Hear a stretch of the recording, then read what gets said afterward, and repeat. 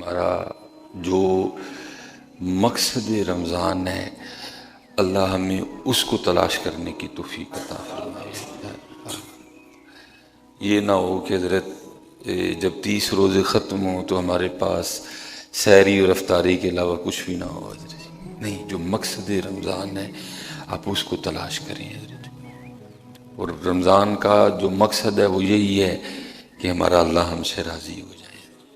رمضان آئے ہی اس لیے حضرت، جو 11 ماہ میں ہم نے وعدے کاٹے کیے ہیں نا، یہ ان کو کلیئر کرنے آیا ہے۔ لیکن اگر رمضان میں کسی کو اپنے 11 ماہ کے وعدوں کاٹوں کا خیال ہی نہیں تو پھر تو بے مقصد ہے نا۔ یہ رمضان اس لیے آیا ہے، جو 11 ماہ ہم نے معاملات کیے ہیں نا، یہ ان کو کلیئر کرنے آیا ہے۔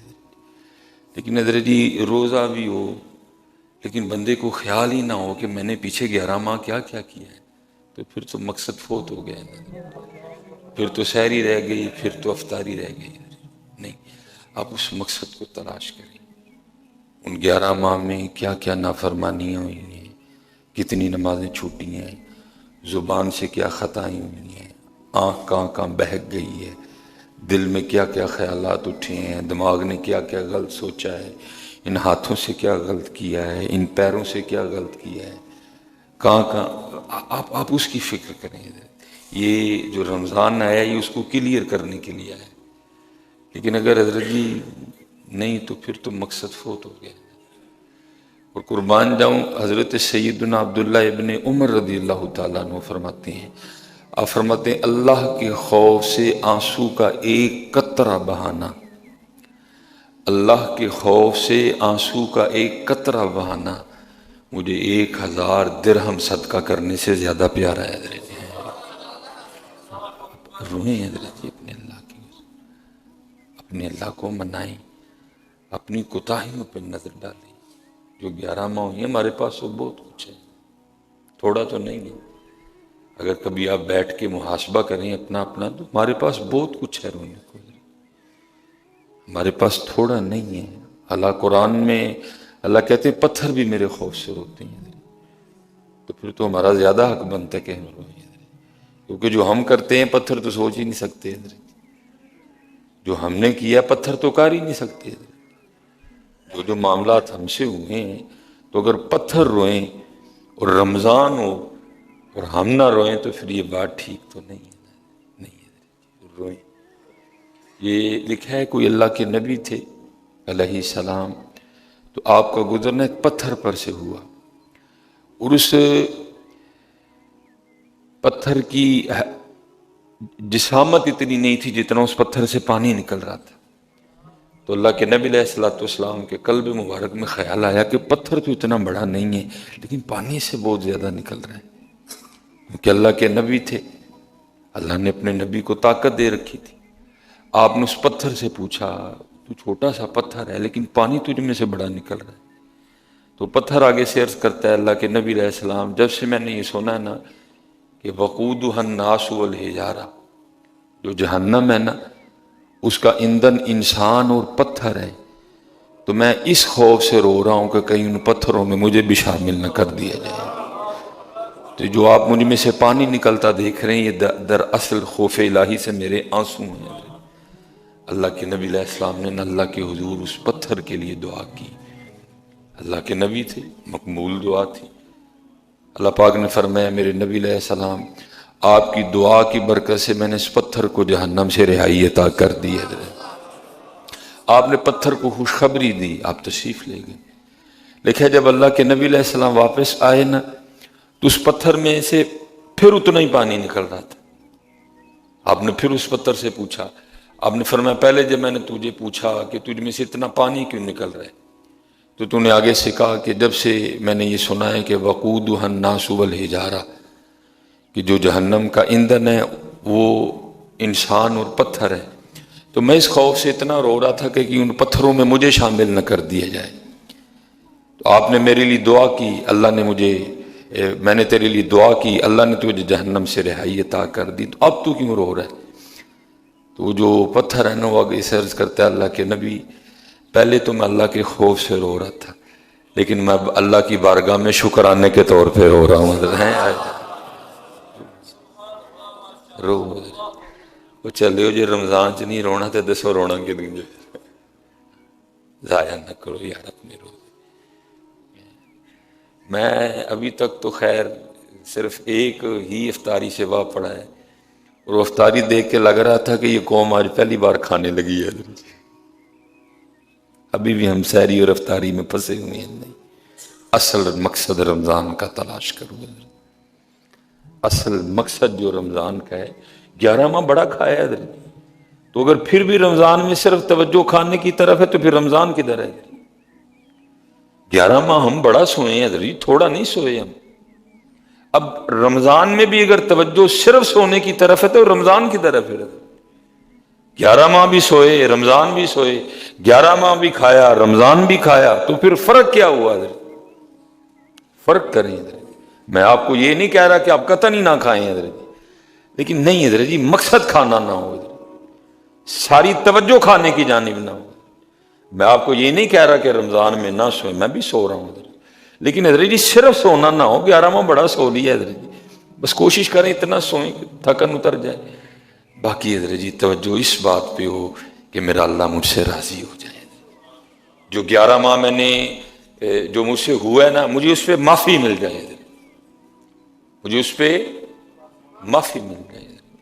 یہ حضرت ابراہیم بن ادہم رحمۃ اللہ تعالی فرماتے کہ اللہ کے دوست تھے تو بیمار ہو گئے، تو میں ان کی تیمارداری کے لیے گیا. تو کہتے جب ان کی تیمارداری پہ پہنچا نا وہاں، تو حضرت بار بار کسی بات پہ افسوس کر رہے تھے. وہ اللہ کے دوست تھے، مقربین میں سے تھے حضرت، جنہوں نے وقت ضائع نہیں کیا تھا، لیکن اب فرماتے وہ بار بار افسوس کر رہے تھے. ہائے افسوس، ہائے افسوس، ہائے افسوس. تو آپ فرماتے جب بار بار میں نے ان کو افسوس کرتے دیکھا تو میں نے کہا حضرت آپ کس بات پہ افسوس کر رہے ہیں؟ تو کہتے ہیں وہ آگے سے فرمانے لگے میں افسوس کر رہا ہوں ان راتوں پہ جو اللہ کی یاد کے بغیر گزر گئی ہیں. میں افسوس کر رہا ہوں ان دنوں پہ جن دنوں میں میرا روزہ نہیں تھا. میں افسوس کر رہا ہوں ان لمحات پہ جن لمحوں میں میں اللہ کا ذکر نہیں کر سکا.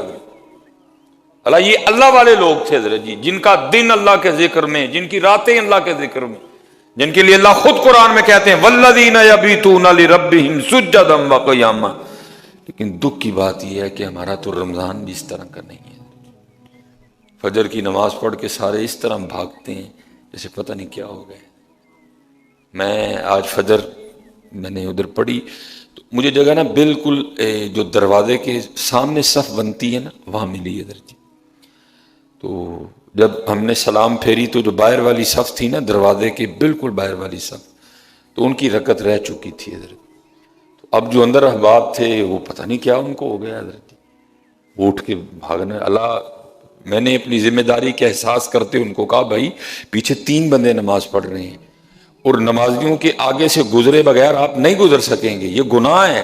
نبی علیہ السلام فرماتے اگر پتہ چل جائے اس کا کتنا گناہ تو ساری عمر وہاں کھڑا رہے، لیکن گزرے نہ تو نمازی کے آگے سے. لیکن حضرت جی ایک بندہ بھی میری نہیں سن رہا، لوگ گزر رہے ہیں. آخر اٹھ کے حضرت جی میں وہ ایک جو نمازی رہ گیا میں اس کے آگے کھڑا ہو گیا تاکہ یہ لوگ گناہ گار نہ ہوں. اللہ کے بندو کیوں بھاگ رہے ہو مسجد سے؟ وقت گزارو مسجد میں. 11 ماہ گھر ہی رہے ہیں ہم، 11 ماہ نہیں گلی محلوں میں ہم نے وقت گزارا ہے. تھوڑا سا وقت گزارو اللہ کے گھر، اپنی کوتاہیوں پہ نظر ڈالو، اپنے گناہوں پہ نظر ڈالو، اپنی نافرمانیوں پہ نظر ڈالو. نہ بھاگو حضرت جی، نہ وقت ضائع کرو. ہم بڑا وقت ضائع کر چکے ہیں.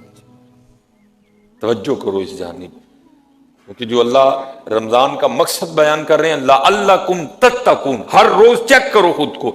پہلے روزے میں میرا اور اللہ کا جو تعلق تھا وہ کیا تھا؟ دوسرے روزے میں بڑا کہ وہاں ہی کھڑا ہے. تیسرے روزے میں کیا کیفیت تھی؟ چوتھے روزے میں کیا کیفیت ہوئی؟ 5ویں میں بھائی بڑھنا چاہیے نا، بڑھنا چاہیے تعلق. بھوکے ہیں ہم اللہ کے لیے، بڑھنا چاہیے تعلق. لیکن اگر حضرت جی سب کچھ وہاں کا وہاں ہی کھڑا ہے تو پھر ہمیں فکر کرنی چاہیے کہ رمضان تو گزر رہا ہے، ہمارا معاملہ کہاں کھڑا ہے حضرت؟ کچھ تبدیلی آئی خود میں، کچھ دل بدلا لگا، کچھ آپ نے روح کو نکھرا پایا کہ سب کچھ اسی طرح ہی ہے، معاملہ ٹھیک چل رہا ہے. لیکن حضرت اگر سب کچھ وہاں کا وہاں کھڑا ہے، کیونکہ دکھ ہے حضرت جی۔ جس دن میں نے پاکستان میں آ کے پہلی فجر پڑھی، اس دن نمازیوں کی تعداد کچھ اور تھی، جب اگلی فجر پڑھی تو تھوڑی کم ہو گئی تھی، جب اگلی فجر پڑھی تو تھوڑی اور کم ہو چکی تھی۔ جو میں نے آج فجر پڑھی بمشکل حضرت جی باہر صرف ایک صف تھی۔ یہ کیا ہو رہا ہے حضرت؟ جس دن میں نے آ کے پاکستان میں پہلی تراویح پڑھی اس دن تعداد کچھ اور تھی، جو اس کے بعد پڑھی پھر کچھ اور تھی، جو وہ پھر پڑھی پھر کچھ اور تھی۔ یہ کیا ہو رہا ہے؟ کیوں نمازی کم ہو رہے ہیں؟ رمضان میں بھی نمازی کم ہوں گے؟ اب رمضان میں بھی یہ مسجدیں خالی ہوں گی اس طرح؟ وجہ کیا ہے؟ رمضان ہے جی، مقصد رمضان نہیں ہے۔ رمضان ہے لیکن مقصد رمضان نہیں ہے۔ مقصد رمضان سمجھو، مقصد رمضان سمجھو، اور خوب حضرت جی اپنے اللہ سے لو لگاؤ۔ کوشش کرو فجر کے بعد کچھ وقت گزارو وہاں بیٹھ کے اللہ کے گھر میں، جب وقت ملے حضرت جی اللہ کے گھر میں بیٹھ کر وقت گزارو اور اپنے اللہ سے معافی مانگو، اپنے اللہ کو راضی کرو۔ رمضان آیا ہی صرف اس لیے، یہ اللہ نے ایک مہینہ تمہیں دیے اس لیے، یا ایھا الذین آمنوا کتب علیکم الصیام کما کتب علی الذین من قبلکم لعلکم تتقون، لعلکم تتقون، لعلکم تتقون، لعلکم تتقون، تاکہ تم متقی ہو جاؤ، تاکہ تم پرہیزگار ہو جاؤ۔ اور اس کا میں سادہ ترجمہ یہ کروں گا، تاکہ تمہاری لو اللہ سے لگ جائے، تاکہ تمہارا تعلق اللہ سے مضبوط ہو جائے۔ لیکن حضرت اگر سارا کچھ ہے تعلق نہیں ہے تو پھر تو بے مقصد ہے۔ اس لیے اپنے اللہ کو راضی کرنے کی فکر کریں، اپنی کوتاہیوں پہ غور کریں، اور کوشش کریں حضرت جی روزہ چھوٹے نہ۔ ایسے بھی بڑے زیادہ احباب ہیں، میں اس دن نا کسی وجہ سے یونیورسٹی چلا گیا تو اپنی نیو جنریشن کو دیکھ کے رونا آیا، ہر تقریباً دوسرے بندے کے ہاتھ میں کچھ نہ کچھ تھا۔ تو روزہ نہ چھوڑیں۔